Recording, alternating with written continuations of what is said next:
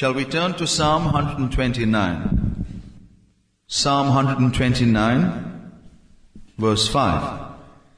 Let them all be confounded and turned back that hate Zion. Let them all be confounded and turned back that hate Zion. Zion is a beautiful place. There are many beautiful places in the world. How many of you have ever been to the Grand Canyon in Arizona? It's beautiful. Some of you may have witnessed the Niagara Falls. That's beautiful. How many of you witnessed a sunset in the Sahara Desert? That's beautiful too. Anyone been to the tiger nest in Bhutan? That's also beautiful. And competing for its place as the 8th wonder of the world is the cliffs of Moher in Ireland and the Matterhorn Mountains in Switzerland is also a brilliant spectacle to behold. There are very, very beautiful places in the world. But there is a place concerning which God Himself has said, don't even try imagining how beautiful it is, because you can't imagine. It is so beautiful. And St. Paul says, eye hath not seen, ear has not heard, neither has it entered into the heart of man, meaning we can't even imagine how beautiful that place is. And do you know what that place is? No, it's not Zion. That place is New Jerusalem. Once a believer had a vision. In that vision he saw New Jerusalem. And when he saw the beauty of New Jerusalem, he couldn't speak. He said, God, I've heard so many sermons about New Jerusalem. And I never knew it is so beautiful. Why didn't you ever tell me it is so beautiful? I would have, made so many sacrifices long time ago. New Jerusalem is so beautiful. It's so beautiful. It's so beautiful. He couldn't believe the beauty of New Jerusalem. And he heard a voice saying, my son, this is new earth. How beautiful must New Jerusalem then be? There are beautiful paintings in the world, and one of the world's greatest painters, Leonardo da Vinci, he has painted several paintings. And we know some of Leonardo's famous paintings, and probably the one enigmatic and the most famous of all, Mona Lisa, having its place in the Louvre in France, behind bulletproof glasses, is probably his best. And everyone produces his best, and it comes to a place, he says, I can't produce anything better than that. That's my best. That's the best I can produce. Zion is so perfect. How can someone hate Zion? That's what we read. If anyone hates Zion, let him be confounded. Is it possible? Is it possible for someone to hate Zion? Let him be confounded, or let him be ashamed. The beauty of Zion is not natural beauty. How do we define natural beauty? Natural beauty is something that even a sinner can see and appreciate. A sinner can appreciate all the beautiful places that I mentioned. And another thing about natural beauty, it does not last forever. It will fade and one day disappear. It will no longer be a beautiful place for you to behold. Probably it may become part of some archaeological excavation, but the beauty does not last forever. Natural beauty will fade away. So the beauty of Zion obviously is not natural, it is supernatural. Now what is Zion? We keep hearing about this word Zion, Zion, a 4-letter word, but what is Zion? The Bible makes us understand that Zion was a literal place in the Old Testament. According to 2 Chronicles chapter 5, verse 2, the last part of verse 2, we understand that Zion was called the city of David. It was the city of David, and But sometimes the whole congregation of Israel, all the people of Israel together, they were also referred to as Zion. They were called the daughter of Zion. If you want to make a note, Isaiah chapter 1 verse 8, where it's called the daughter of Zion. So, Zion may be a city, a place, a literal place, or Zion was also a group of people in the Old Testament. But when we study the Bible a little deeper, we begin to understand that there is something very beautiful and very mysterious about this place. Indeed, Zion is very beautiful. Indeed, it is very mysterious. What is Zion? I'll tell you. Zion is the dwelling place of God. If you turn to Psalm 9 and read verse 11, Psalm 9 verse 11. Sing praises to the Lord, which dwelleth in Zion. Declare among the people his doings. Sing praises unto God who dwells in Zion. And Psalm 76 verse 2. Psalm 76 verse 2. In Salem also is his tabernacle and his dwelling place in Zion. His dwelling place is in Zion. Has any one of you ever wanted to post a letter to God? Have you ever thought, I must write a letter to God, I must complain about my husband? Or, I must write a letter to God and share my grievances with God, because I don't think there is anybody else in this whole world who would understand me. It is only God who would understand me. So if you want to write a letter to God and you don't know where to post it, okay, I'll give you the address. The Almighty Yahweh, number 1, Mount Zion at New Jerusalem, heaven. That's the address of God, and that's where God stays. So if you really want to post a letter, send it to that address. Zion is God's address. That is where God stays. In the Old Testament, one man who had a great passion for God and where God stayed was David. He had a big passion for the house of God. And in 2 Samuel chapter 7, the first 3 verses, we see that David had a passion, a burden about the Ark of the Covenant, because that was like, God himself in the Old Testament.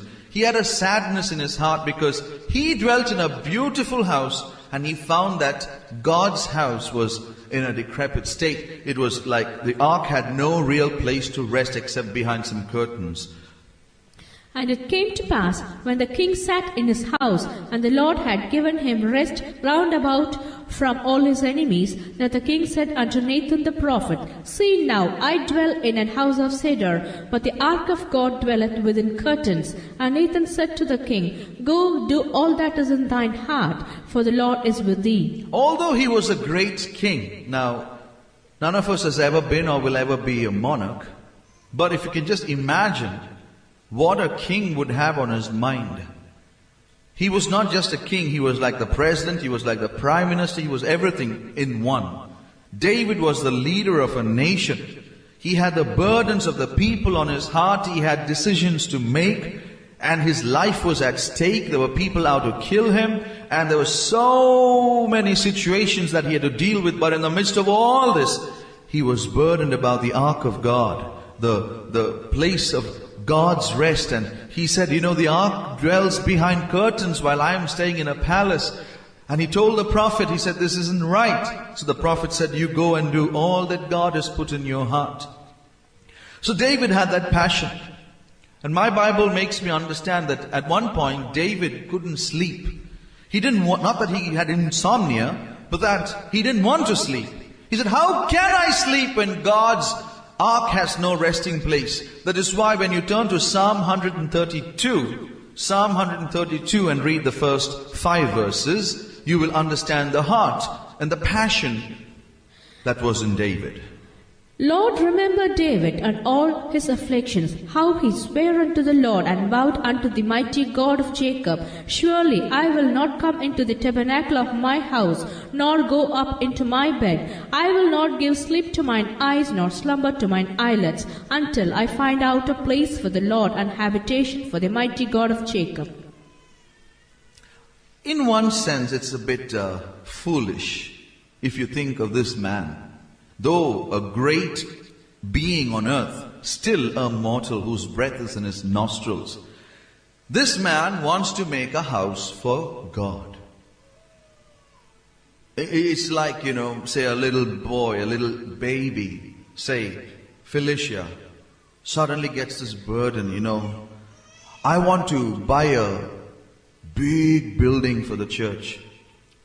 And you look at her and say, how are you even talking? How could you ever do that? And it's like David wanting to make a big house for God and wants to find a place where God can rest. And do you know the answer that God gave him? You read verse 13. For the Lord hath chosen Zion, he hath decided for his habitation. God has chosen Zion, and he has desired it for his habitation. No, it's like, it's like a house. We all move into a house. But one thing, some believers can't stay in one house. They move from house to house because they're never happy. But when God moved into Zion, do you know what he said? He said, I will never move out. Read the next verse. This is my rest forever. Here will I dwell, for I have desired it. Zion is a mount. And God says, I will rest in this mount forever. Or this is my Everest. This is my Mount Everest. And I will stay here forever and ever. This is God's permanent dwelling place. Now David was the world's greatest king. If ever we can say that there was a greatest king in the history of this world, undoubtedly it was King David. His achievements, they're all unparalleled until today. And this man had so much, the whole world was at his feet, and he had opportunities to see anything and everything. He had money, he had opportunity, he had everything at his fingertips. But do you know what was driving him to the point of insanity?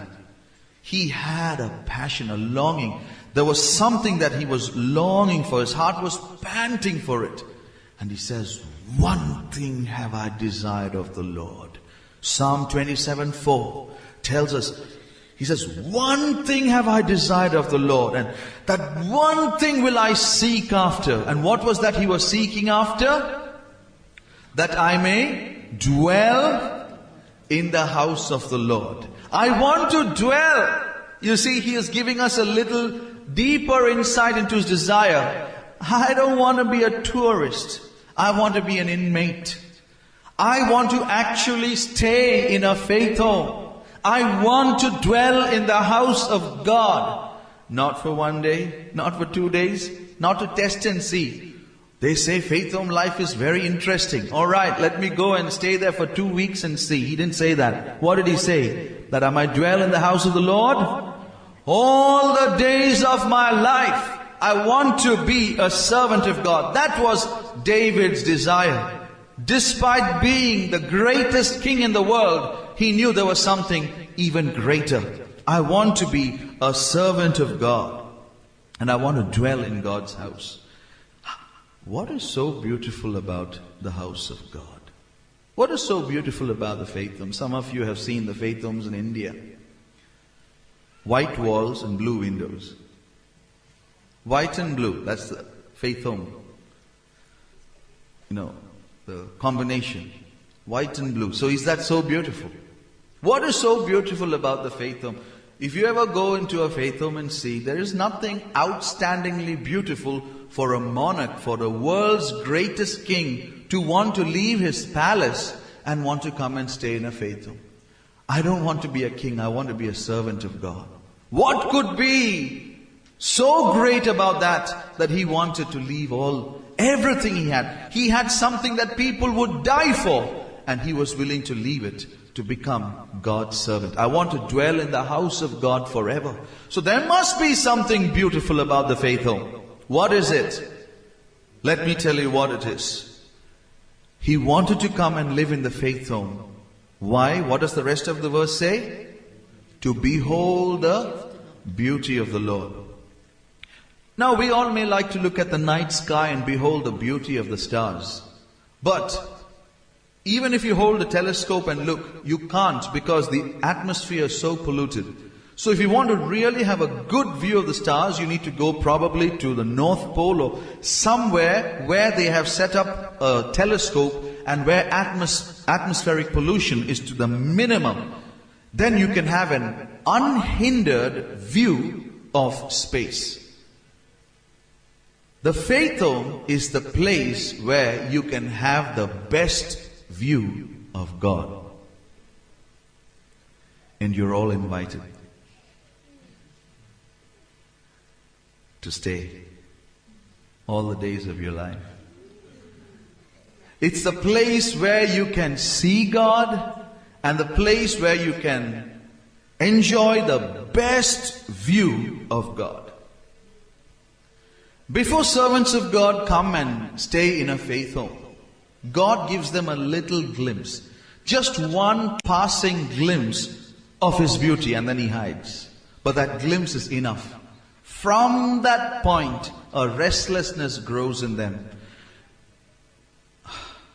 Something is tugging at their heart, and they know, like a fish out of the water, they feel restless and restless and restless. I want to be there. I want to be there. I know that is my place, and they cannot be at home because Zion has become their home. And they have to be there, and they know their heart is pining, their heart is longing. So even before that, they actually come and stay in a faith home. God begins to work in their hearts. And one glimpse of that beauty and the desire for marriage just vanishes like snow melting in the sun. And the passion for Christ begins to dominate their hearts, and it becomes their longing, it becomes their song, it becomes their hope. This happened in my home nearly 40 years ago. Now you may think, then he must be 60 years old. I'm somewhere there, but not quite. But it didn't happen to me, it happened to my parents, which I never knew them. But my mother, once she was reading the Bible and she came across a passage in Revelation 14 which spoke about Zion, and that just stayed in her, and she always longed, who are these people? What is this life? What kind of life is this? And God began to work in her heart. God began to work in my father's heart. And they both made a decision. Let us live hereafter like servants of God. For 22 years they consecrated their married life, and they lived like servants of God, waiting for the day when God would call them. God called my father first. Instead of coming in, he went directly up. And then, on the right day, as a family, we stepped out to serve God. And when God spoke to me about Zion, it was probably a few months before we actually stepped out. I remember so many nights when I would wake up with tears down my face, and I would be singing the songs of Zion. And my heart was crying. I remember when I was in college, in Loyola College, I was in the chemistry laboratory, and we were doing some experiment, and then I would just put everything down, and I just sat down and I started crying. And my friends asked, is everything okay? I said, no, it's not. What's the matter? I want to go to the faith home. What is a faith home? Where is it? I thought probably I said too much. But I said, I'm not happy here. This is not my place. There is a place there. There is a faith home. And I know the spot for me. There's a pillar there and there's a mat there. I want to go and sit there. So is that why you're crying? I said, yes. They must have thought I've lost my marbles, and they were right, I did. Because that's what happens to you. The passion for God's house, it drives you to insanity. And the longing and longing and longing was there. And that is how God begins to deal with His people. Many years ago, there was a young girl who was engaged to be married, and she was all into fashion and beauty, and she was longing for it. But at the same time, she was a believer, and she was engaged, and it was a Sunday evening service in the Madras Convention, and she was sitting and listening to the message, and the message was about Zion. And through the message, God began to speak to her. The very next day, she filled the form and joined the ministry. So many years later, today, she's serving God in the UK. And how God turns people's lives upside down with one glimpse of this glorious place, His own home, His own resting place. Is this all real? Yes, definitely real.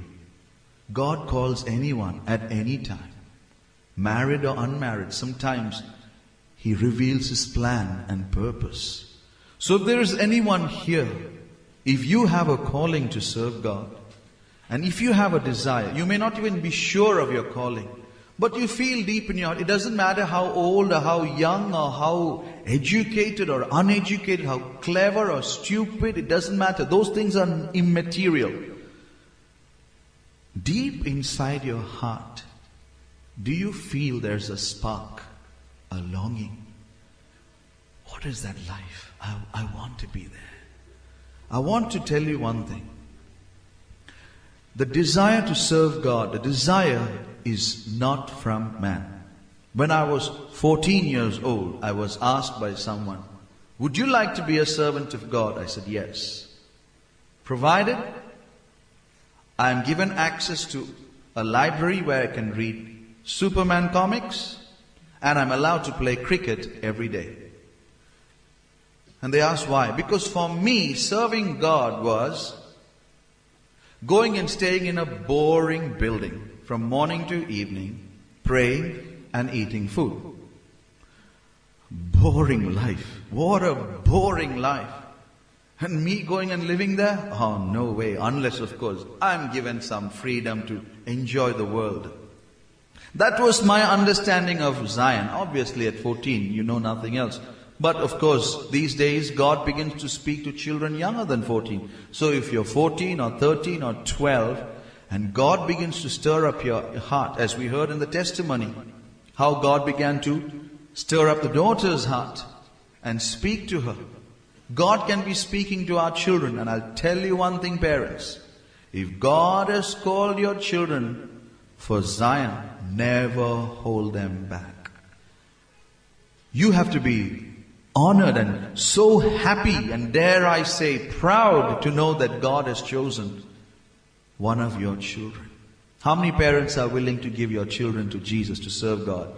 Raise your hands. If the Lord calls my son, if the Lord calls my daughter, here, the Father gave His only Son for me, and I am willing to give my child for Jesus. How many parents say, yes, I am willing to give my child for Jesus? Say hallelujah. Praise the Lord. It's such a glorious honor. And when a family gives a child for Jesus, I've always seen that family is greatly honored by God. It is a great calling. But sometimes God, He doesn't just go for the child, He goes for the parents also. So if you probably, as a family, you can come out to serve God. If God is speaking in your heart and putting a desire in your heart.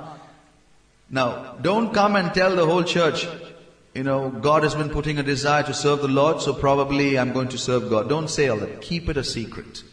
Keep it a secret. Nurse it in your heart. Be like Mary, the mother of Jesus. We read of Mary, she kept those things in her heart. Keep it in your heart. A time will come when it will blossom, and one day you will be inside. I'll tell you, living in the faith home is beautiful. At the moment, I'm in heaven. I'm living in heaven. God has brought the best servants of God, and faith home is heaven. Living in a faith home is heaven. If you come in, you will run out, unless you're called to be in the house of God. If you have a calling to serve God, I'll tell you, serving Jesus is a beautiful life. You wake up in the morning and you're in the house of God. Then you sit down and pray. You're talking to Jesus. Then you go down for morning praising. Your whole life is around Jesus, and if you love Him, if you've got a passion for Him, what better thing to do? If a king, the world's greatest king, who had all the pleasures of this world to enjoy, wanted to throw everything away to live in the house of God, you tell me, even if you don't believe me, believe that man. There must be something there. There must be something there. The servants of God, actually, they are very, very ordinary people. But they've received an extraordinary mercy. God has given them an extraordinary revelation. That is why I would say that all believers will not understand. I'm not saying all believers are called. Now please don't come and queue up there at Ballyowen. We'll have problems from the neighbors. I'm not saying all believers are called to serve God.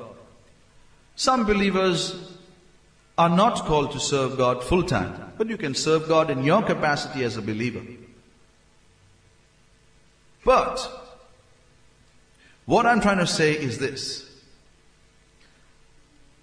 When God has called you, He opens your eyes to see something that you have not seen before. You begin to understand things you've never understood before. And those who don't understand those things, they are very likely to misunderstand those things. So, when God has called you for Zion, He opens your eyes to see something, and something happens to your heart. The love of Jesus begins to possess you. And this love makes you mad for Him.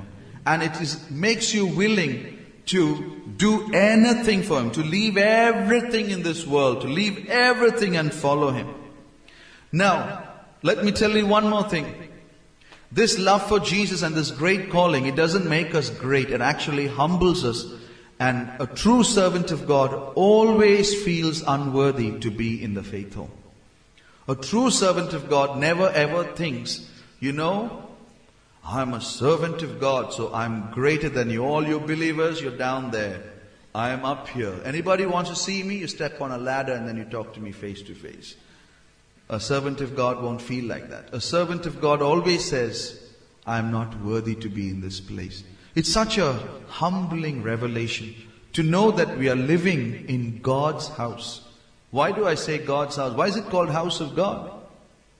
Zion is the house of God. Do you know that in eternity there is a faith home? And that faith home is Zion. Because that is where God is, and that is where the servants of God will also be. So the faith home in eternity is Zion. By the way, you're invited there also. So it's a beautiful place. And what I want to make you understand, rather I want to clear a misunderstanding. Some people are attracted to the ministry thinking it is a glamorous vocation. Like you have pop stars and rock stars and sports stars, and now we have gospel stars. After all, servants of God are stars in His right hand, isn't it? But don't ever look at it like that. Don't think that it is all about preaching and singing and leading the worship and playing the keyboard and looking at all the people and all the people staring at you, and this man stands there and preaches and these people are all the time writing. I wish I could also do that. I wish I could go and say something and all these believers open their notebooks and write. Wow. I wish I could have a taste of that. If that's what you come for, you'll be thoroughly disappointed. That is not the attraction at all. Because that is not what is pulling us. So don't come for that. Don't ever be disappointed with those things. I want to tell you, faith home life is heaven, and it's a beautiful life. It's like, living on a launching pad, and anytime God presses the button and we go up there and we are with Jesus. I don't know if some of you know one pastor called Pastor Michael Woodham in America. He's a pastor who visited us in the UK and Europe, and for our conventions. Last week, he went for a rehearsal, a wedding rehearsal, and the people are getting ready for their wedding. He came back to the faith home, and he told his co-workers, I want you all to sing a song. And that song is Blessed Zion. He said, all of you sing that song. And so they all sang that song, and they never knew that day he went to be with the Lord. He was ready to go home. Pastor Michael Woodham has gone to be with the Lord. So this is the beauty of Zion. Yesterday I had a letter from a particular servant of God. And the servant of God said these words. For the past 2 years, I've had this deep longing to hear Jesus say, you can leave your prison and come home. When I say prison, I don't mean faith home. I mean this body. You can leave this body and you can come home. So the servant of God said, this desire is greatly increasing. I am all the time imagining hugging the feet of Jesus and crying, for I am not worthy even to touch his feet. How then would I dare look at his face? But this is why I am begging you to pray for me daily 5 minutes, for I am really longing to go home. Believers too must have a love for Zion. Believers also must love Zion because they are also serving the same God. You are also loving the same God who dwells in Zion. Therefore, everything about Zion should also fascinate you. Angels love Zion. And we must love Zion. We must love the doctrines of Zion, the teachings of Zion. The servants of God, we read about them. They favor even the dust of Zion, meaning the little teachings of Zion. And we must love the standard of Zion, the calling of Zion, the consecration of Zion, the beauty of Zion. And all those who are not able to make it there, you must weep, because that's what the Bible says. The captives in Psalm 137 verse 1. What do the captives do who are taken away from Zion? What do? Psalm 137 verse 1. By the rivers of Babylon, there we sat down, we wept when we remembered Zion. Yea, we wept when we remembered Zion. When they think of Zion, they begin to weep. Lord, what am I doing here in Babylon? What am I doing in this place? God, that is my place. I have to be there, but I'm trapped here. I'll tell you, if you weep for Zion, one day God will take you out of Babylon and bring you into Zion. So if you've got that sorrow in your heart, you cry to God, God, I have a longing to be in your house. Lord, at least one day, if I have to die the next day, at least I can say for the rest of my life, I was in Zion. I was in the house of God. Believers must have that desire. But who then can hate Zion? The first verse we read says, all those who hate Zion will be confounded. How can a person hate Zion? Yes, I'll tell you, there's one person who hates Zion, and he is Lucifer. Why does he hate Zion? Because he wanted Zion. Lucifer wanted Zion. And we read of him in Isaiah chapter 14. Lucifer wanted Zion, but he never got it because he wanted it for the wrong reason anyway. He wasn't called there, first of all. And he also wanted it for the wrong reason. I'll read from verse 12 downwards. I will read.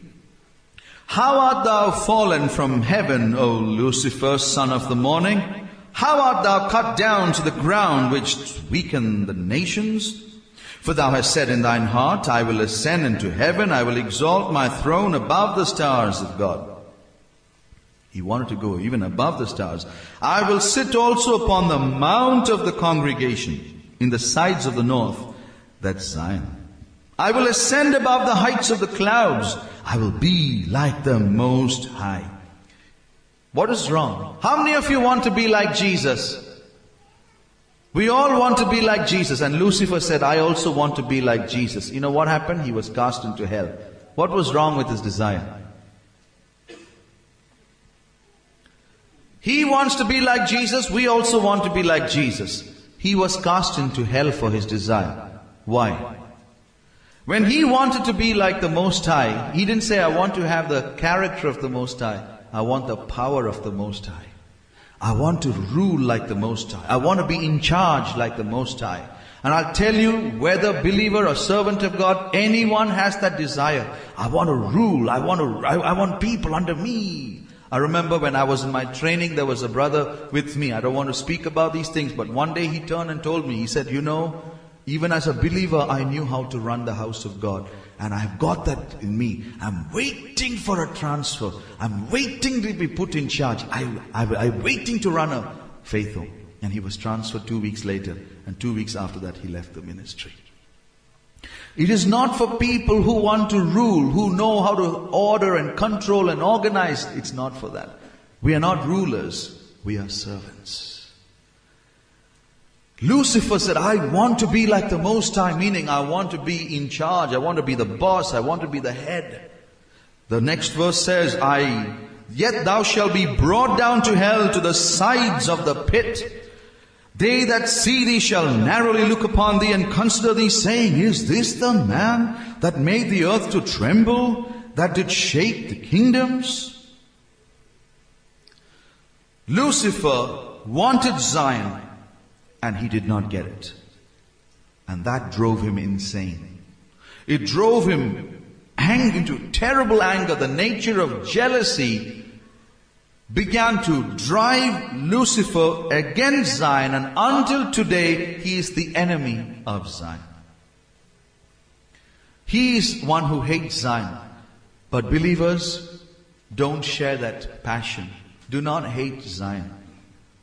I remember once, as servants of God, we visited a house many years ago, and we were talking to the believers there, that believer suddenly said, Oh, I hate this ministry. Oh, I don't like this ministry.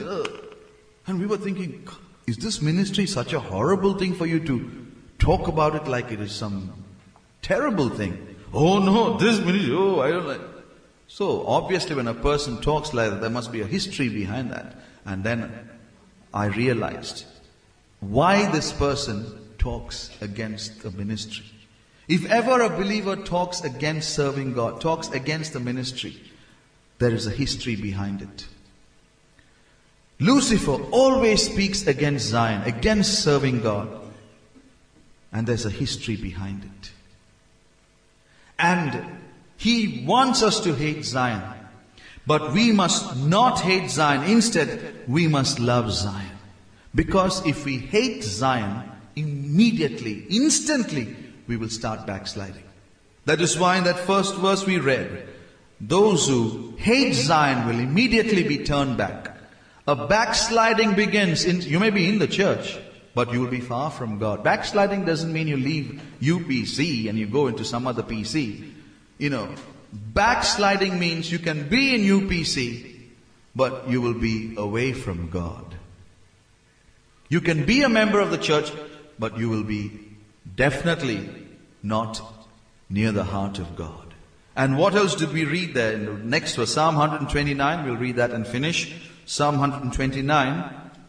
What happens if those who hate Zion, what happens to them if you read verse 6? Let them be as the grass upon the housetops, which withereth afore it groweth up. Let them be as grass upon the housetops. Have you ever seen grass on a house? You never see it on the house, you see it on the ground. But in Judah, the tops of the houses were flat, and grass grew upon them because they were covered with plaster of terrace. But because of that, they were exposed to the scorching heat of the sun, and they withered almost instantly. Those who hate Zion are compared to grass on the housetop. They will wither and they will perish. So let us not hate Zion. Let us understand Zion doesn't mean ministry, or Zion doesn't mean servants of God. Of course, when God speaks of Zion, He's speaking about servants of God. But what is Zion? Zion is God's house, God's dwelling place. And it is your God. So you must love Zion. Those who love God, you will love Zion. Those who love Jesus, you will love Zion. And praise God if from this island assembly, God raises up a little group to serve God. Therefore I leave you with this. If there is a spark in your heart, if there is a tug at your heart, something that is making you love the Lord and love His house, and you are wishing, what a great calling, what a beautiful calling. All cannot think like that. To leave everything and follow Jesus, all cannot think like that. Some will hate to think that. They'll, no way, I can't. I don't want. Some hands.